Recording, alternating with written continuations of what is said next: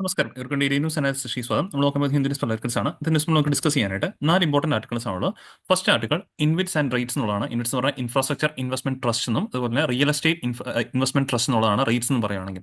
അപ്പോൾ ഈ രണ്ട് ടേമുകൾ നമുക്ക് എക്കണോമിക്സിനകത്ത് ഏറ്റവും പ്രധാനപ്പെട്ട ടേമുകളാണ്. എസ്പെഷ്യലി ഈ പറഞ്ഞ ഇന്ത്യ ഈ പറഞ്ഞ നമ്മൾ ഡെവലപ്ഡ് കൺട്രി ആയിട്ടൊക്കെ ആഗ്രഹിക്കുമ്പോഴേക്കും ഒരുപാടധികം ഇൻവെസ്റ്റ്മെന്റ് നമുക്ക് ആവശ്യമാണ്. Both in infrastructure activities as well as real estate activities. അപ്പോൾ ഇവിടത്തേക്കുള്ള ഒരു ഇൻവെസ്റ്റ്മെന്റ് മോഡൽസ് ആണ്, ഇൻവെസ്റ്റ്മെന്റ് ആയിട്ടുള്ള മാർഗ്ഗങ്ങളാണ് ഈ ഇൻവിറ്റ്സും അതുപോലെ റേറ്റ്സ് എന്ന് പറയുന്നത്. അപ്പോൾ അതിനെക്കുറിച്ചുള്ള ആർട്ടിക്കിൾ നമുക്ക് ഇന്ന് വന്നിട്ടുണ്ട്. ആ ഒരു ആർട്ടിക്കിൾ ബേസിക്കലി നമുക്ക് എക്സാം വ്യൂ പോയിന്റ് എസ്പെഷ്യലി പ്രിലിംസിന്റെ പോയിന്റ് ഓഫ് വ്യൂ പഠിക്കാനുള്ളതാണ്. എന്താണ് ഇൻവിറ്റ്സ് അതുപോലെ റേറ്റ്സ് എന്താണെന്നുള്ളത് നമുക്ക് ഡീറ്റെയിൽ ആയിട്ട് ഡിസ്കസ് ചെയ്യാം.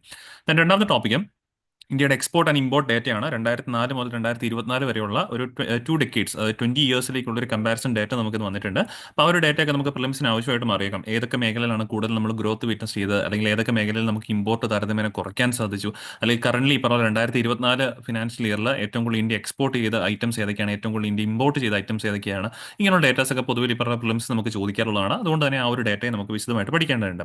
ദെൻ മൂന്നാമത്തെ ടോപ്പിക്ക് ഡെമോഗ്രാഫിക് ഇഷ്യൂസുമായിട്ട് ബന്ധപ്പെട്ടാണ്. എസ്പെഷ്യലി പറഞ്ഞ പോലെ ഇന്ത്യയിലെ നമ്മളിപ്പം ഡെമോഗ്രാഫിക് ആയിട്ടുള്ള ഒരു വലിയൊരു മാറ്റം കണ്ടുവരുന്നുണ്ട്. എസ്പെഷ്യലി സദർ ഇന്ത്യ സ്റ്റേറ്റ്സ് ഒക്കെ കൂടുതലായിട്ടും താരതമ്യേന ഏജർ ആകുന്നു. മീൻസ് ഈ പറഞ്ഞ പോലെ കൂടുതൽ പ്രായം കൂടുന്നു, അല്ലെങ്കിൽ ഈ പറഞ്ഞ പോലെ ഫെർട്ടിലിറ്റി റേറ്റ് ആണെങ്കിലും സദർ ഇന്ത്യ സ്റ്റേറ്റുകളിൽ കുറയുന്നു compared to North Indian states. അപ്പോൾ അതൊക്കെ ഈ പറഞ്ഞ പോലെ എങ്ങനെയായിരിക്കും ഇന്ത്യയുടെ ഫ്യൂച്ചറിനെ ബാധിക്കാൻ പോകുന്നത്, വിച്ച് മീൻസ് റീജിയണൽ വൈസ് ആയിട്ടുള്ള ഡിസ്പാരിറ്റീസ് ഒക്കെ എങ്ങനെയായിരിക്കും വരാൻ പോകുന്നത്, ഡെവലപ്മെന്റ് കാര്യത്തിലാണെങ്കിലും അല്ലെങ്കിൽ പൊളിറ്റിക്കൽ പരമായിട്ടുള്ള കാര്യങ്ങളിലൊക്കെ ആണെങ്കിലും എങ്ങനെയായിരിക്കും ആ മാറ്റങ്ങൾ വരാൻ പോകുന്നത്, എന്തൊക്കെ കാര്യങ്ങൾ നമ്മൾ ഫ്യൂച്ചറിൽ ഇനി ശ്രദ്ധ കേന്ദ്രീകരിക്കണം തുടങ്ങിയ കാര്യങ്ങളൊക്കെ ആ ഒരു ആർട്ടിക്കിൾ നമുക്ക് വിശദമായിട്ട് പഠിക്കാനുണ്ട്. അപ്പോൾ ഈ ഒരു ടോപ്പിക്ക് ഗവൺമെന്റ് ആസ്പെക്ടിൽ ഡിസ്കസ് ചെയ്യുന്ന കാരണം GS പേപ്പർ 2 ഗവേണൻസിന്റെ പോയിന്റ് ഓഫ് വ്യൂലായിരിക്കും നമ്മളിവിടെ ഡിസ്കസ് ചെയ്യുന്നത്.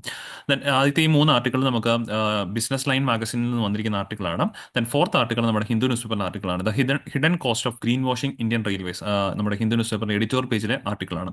അപ്പോൾ ഇവിടെ ഇന്ത്യൻ റെയിൽവേസ് ഒക്കെ ആയിട്ട് ബന്ധപ്പെട്ട് വളരെയധികം നല്ല രീതിയിൽ ആർട്ടിക്കിൾസ് ഡിസ്കസ് ചെയ്തിട്ടുണ്ട്. ബിക്കോസ് ബൈ 2030 നമ്മൾ ഇന്ത്യൻ റെയിൽവേ 100% ഇലക്ട്രിഫിക്കേഷനിലൂടെ നടപ്പാക്കണം എന്നുള്ള രീതിയിലേക്കുള്ള മാറ്റങ്ങളൊക്കെ നമ്മൾ ഗവൺമെന്റ് മുന്നോട്ട് കൊണ്ടിരുന്നുണ്ട്. അപ്പോൾ ഇതൊക്കെ ആക്ച്വലി എങ്ങനെയാണ് അത് അഫക്റ്റ് ചെയ്യുന്നത്, അല്ലെങ്കിൽ അങ്ങനെ ചെയ്യുന്നതുകൊണ്ട് എന്തൊക്കെയാണ് നേട്ടങ്ങളുള്ളത്, അല്ലെങ്കിൽ what are the challenges behind that തുടങ്ങിയ കാര്യങ്ങളൊക്കെ നമുക്ക് അവിടെ ഡീറ്റെയിൽ ആയിട്ട് പഠിക്കേണ്ടതുണ്ട്.